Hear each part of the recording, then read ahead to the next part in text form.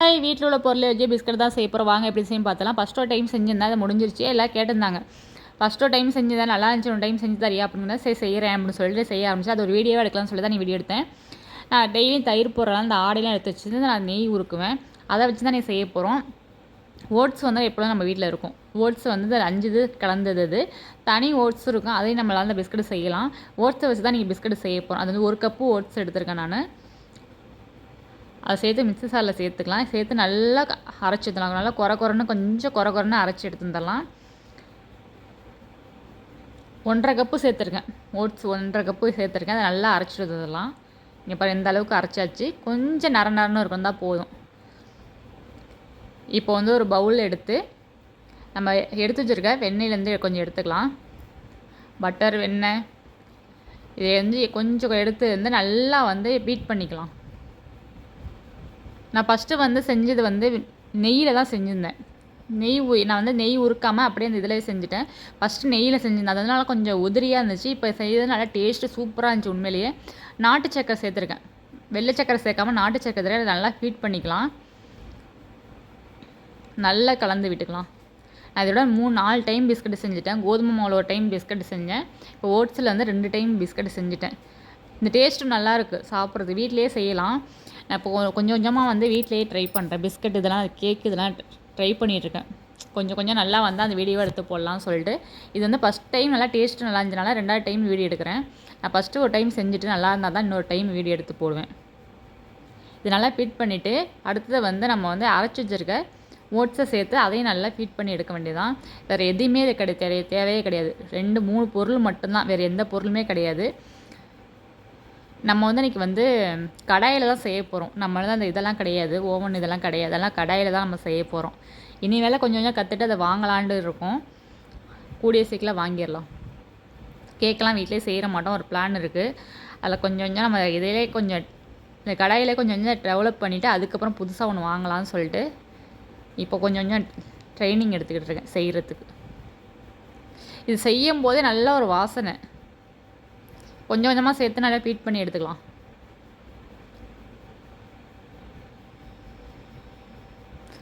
நம்மள பிளெயினாக அந்த பெரிய கடாய் இருக்குது, அது ரொம்ப பெருசாக நார்மல் சைஸ் இல்லை, ரொம்ப இருந்தால் பெருசாக இருக்குது இது. அப்புறம் வந்து கம்மியாக சின்னதாக இருக்குது. அதனால் வந்து தட்டு அளவு இல்லை என்கிட்ட. அதெல்லாம் இருக்கிற தட்டை வச்சு ஏதோ மேனேஜ் பண்ணி செஞ்சு முடிச்சிட்டேன். எப்படியோ நல்லபடியாக வந்துருச்சு.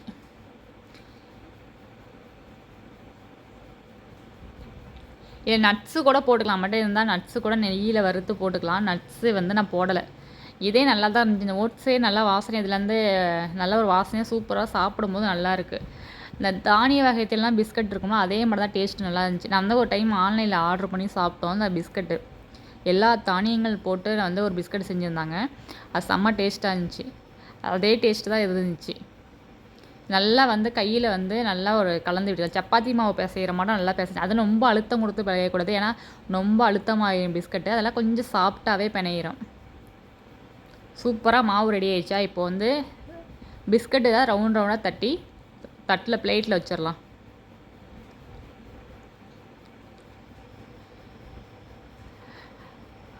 கடாயை வந்து நான் ஹீட் பண்ணிக்கலாம்.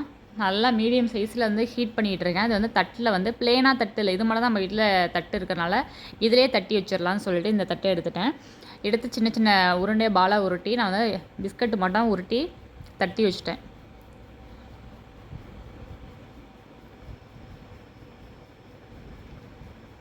இது வந்து 30 நிமிஷத்துக்கு நல்லா வெந்துச்சு.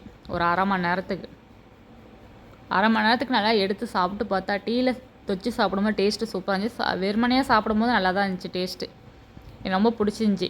இந்த இதெல்லாம் பிஸ்கட்டை செய்ய ஆரம்பிக்கும் போதே வெந்துட்டு இருக்கும் போதே நெய்யை நான் உருக்கிட்டேன். நம்ம நெய் விளக்கு போடுறதுக்கும் சரி, வீட்டில் யூஸ் பண்ணுறதுக்கும் சரி, நம்ம வீட்டில் தயிர் போடுறோம்னா ஒரு நாளைக்கு 6 லிட்டர் தயிர் போடுறோம். அதுலேருந்து இந்த ஆடையை எடுத்து வச்சு தான் நம்ம வந்து நெய் உருக்குறோம். அதனால் வீட்டுக்கு கரெக்டாக இருக்குது, தேவைக்கு யூஸ் பண்ணுறதுக்கு கரெக்டாக இருக்குது நெய். நம்ம கடையில் வாங்க வேண்டியதே இல்லை நெய். வீட்டுக்கு தேவைக்கு நான் கரெக்டாக இருக்குது யூஸ் பண்ணுறதுக்கு நெய். எல்லாமே தட்டி வச்சுட்டேன் பாருங்கள். ஃபுல்லாக ஒரு கேப்பே இல்லை, எல்லாத்தையும் தட்டி வச்சுட்டு கொஞ்சம் சைஸ்லாம் மாறி மாறி தான் இருக்கும். சின்னது இருக்கும், பெருசு இருக்கும். நம்ம தானே சாப்பிட போகிறோம் அப்படின்னு சொல்லிட்டு ஏதோ தட்டி வச்சாச்சு. நல்லா சுட்டுருச்சு கையில் வைக்கும்போது. இப்போ வந்து ஒரு மேலே வந்து நல்லா கனமாக ஒரு இதை வச்சு தம் போடுற மாதிரி வச்சுட்டேன். இது நல்லா ஒரு 30 நிமிஷத்துக்கு நல்லா வெந்துக்கிட்டு இருக்கட்டும். அதுக்குள்ளே நான் நெய்யும் உருக்கிட்டேன். நெய் உருக்கலாம்னு சொல்லிட்டு நெய்யும் உருக்கிட்டு இருக்கேன். பழசு நெய் உருக்குனதுக்கு பாருங்க, இந்த இவ்வளோ தான் இருக்குது. கரெக்டாக முடிய போகிற கட்டத்தில் வந்து நெய் நான் உருக்கிடுவேன். இந்த அளவுக்கு நெய் இருக்கா, இது உருக்குறது கரெக்டாக இருக்கும். அடுத்தது வந்து இதுக்கு முடிகிறதுக்குள்ளே நான் அடுத்த டைம் நெய் உருக்கிடுவேன். ஒரு கொத்து கருவேப்பிலை மட்டும் சேர்த்து நல்லா வடிகட்டி எடுத்துடலாம். அப்போ தான் நெய் நல்லா தெளியும்னு சொல்லுவாங்க. நான் முருங்கையில தான் எப்போதும் சேர்ப்பேன். இந்த டைம் கருவேப்பிலை சேர்த்துருக்கேன். இப்போ வந்து பிஸ்கட் ரெடி ஆயிடுச்சு, பார்க்கலாம். நீங்கள் பாருங்கள், நல்லா திறந்தோடனே செம்ம வாசனையாக இருந்துச்சு, நல்லா இருந்துச்சு.